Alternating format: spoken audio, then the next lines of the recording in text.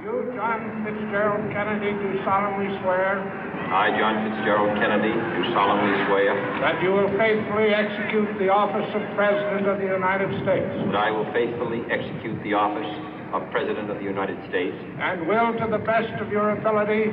And will, to the best of my ability. Preserve, protect, and defend the Constitution of the United States. Preserve, protect, and defend the Constitution of the United States. So help you God.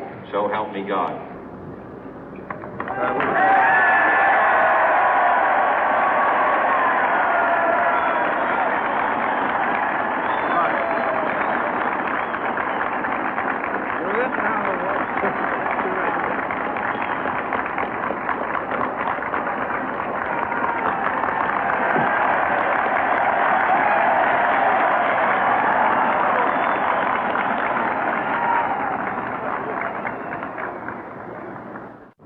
Vice President Johnson, Mr. Speaker, Mr. Chief Justice, President Eisenhower, Vice President Nixon, President Truman, Reverend clergy, fellow citizens. We observe today not a victory of party, but a celebration of freedom, symbolizing an end as well as a beginning, signifying renewal as well as change. For I have sworn before you and Almighty God the same solemn oath our forebears prescribed nearly a century and 3/4 ago. The world is very different now, for man holds in his mortal hands the power to abolish all forms of human poverty and all forms of human life. And yet the same revolutionary beliefs for which our forebears fought are still at issue around the globe. The belief that the rights of man come not from the generosity of the state, but from the hand of God. We dare not forget today that we are the heirs of that first revolution. Let the word go forth from this time and place to friend and foe alike that the torch has been passed to a new generation of Americans born in this century, tempered by war, disciplined by a hard and bitter peace, proud of our ancient heritage, and unwilling to witness or permit the slow undoing of those human rights to which this nation has always been committed and to which we are committed today at home and around the world.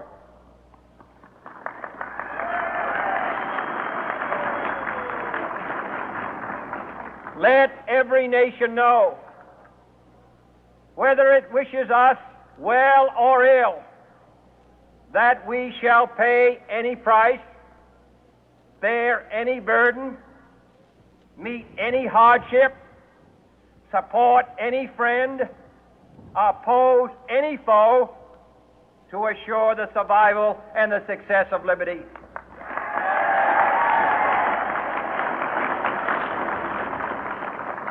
This much we pledge and more. To those old allies whose cultural and spiritual origins we share, we pledge the loyalty of faithful friends. United, there is little we cannot do in a host of cooperative ventures. Divided, there is little we can do, for we dare not meet a powerful challenge at odds and split asunder. To those new states whom we welcome to the ranks of the free, we pledge our word that one form of colonial control shall not have passed away, merely to be replaced by a far more iron tyranny. We shall not always expect to find them supporting our view, but we shall always hope to find them strongly supporting their own freedom, and to remember that in the past, those who foolishly sought power by riding the back of the tiger ended up inside.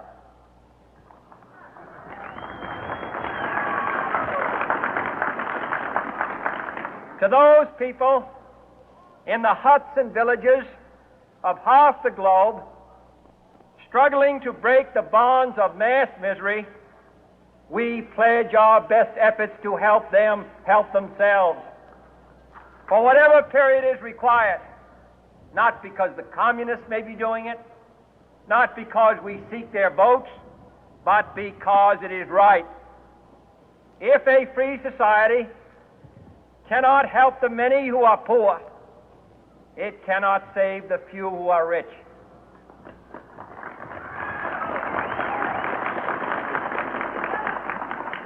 To our sister republics south of our border, we offer a special pledge to convert our good words into good deeds, in a new alliance for progress, to assist free men and free governments in casting off the chains of poverty. But this peaceful revolution of hope cannot become the prey of hostile powers. Let all our neighbors know that we shall join with them to oppose aggression or subversion anywhere in the Americas. And let every other power know that this hemisphere intends to remain the master of its own house.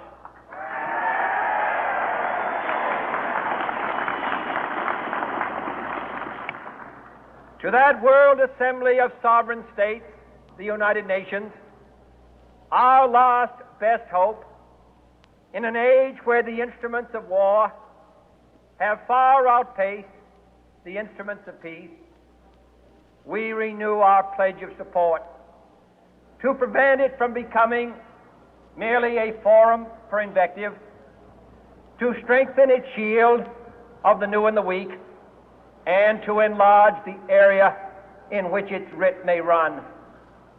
Finally, to those nations who would make themselves our adversary, we offer not a pledge, but a request that both sides begin anew the quest for peace.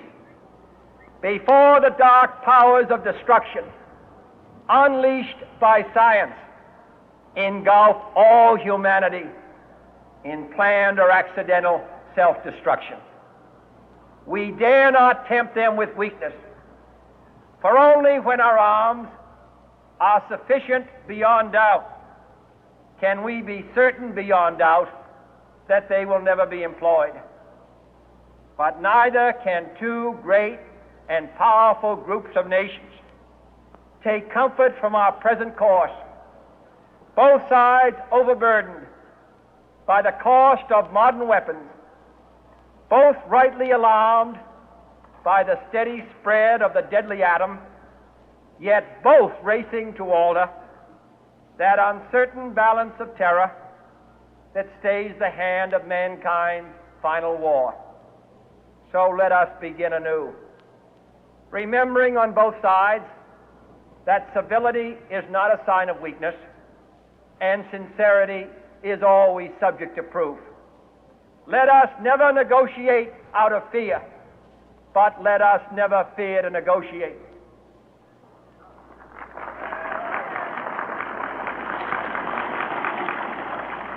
Let both sides explore what problems unite us, instead of belaboring those problems which divide us.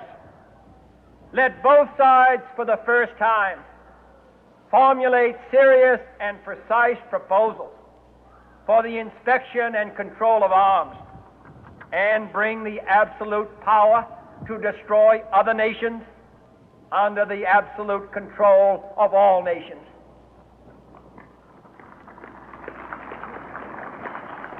Let both sides seek to invoke the wonders of science instead of its terrors.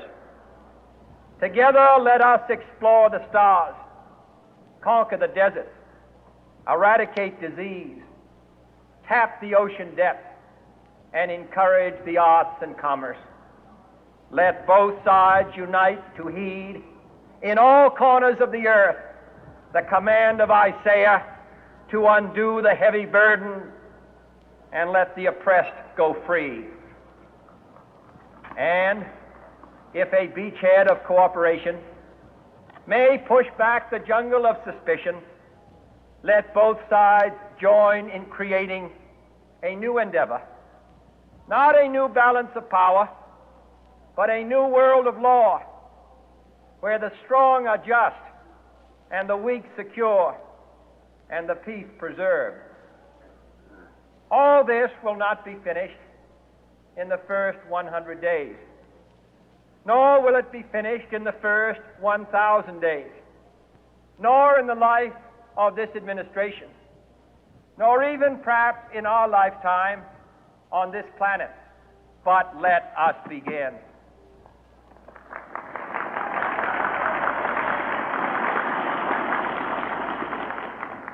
In your hands, my fellow citizens, more than mine, will rest the final success or failure of our course. Since this country was founded, each generation of Americans has been summoned to give testimony to its national loyalty. The graves of young Americans who answered the call to service surround the globe. Now the trumpet summons us again, not as a call to bear arms, though arms we need, not as a call to battle, though in battle we are, but a call to bear the burden of a long twilight struggle, year in and year out, rejoicing in hope, patient in tribulation, a struggle against the common enemies of man, tyranny, poverty, disease, and war itself. Can we forge against these enemies a grand and global alliance, north and south, east and west, that can assure a more fruitful life for all mankind? Will you join in that historic effort?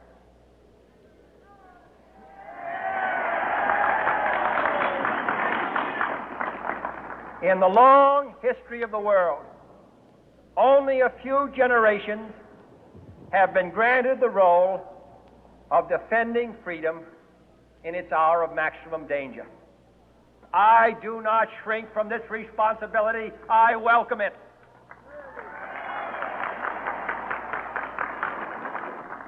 I do not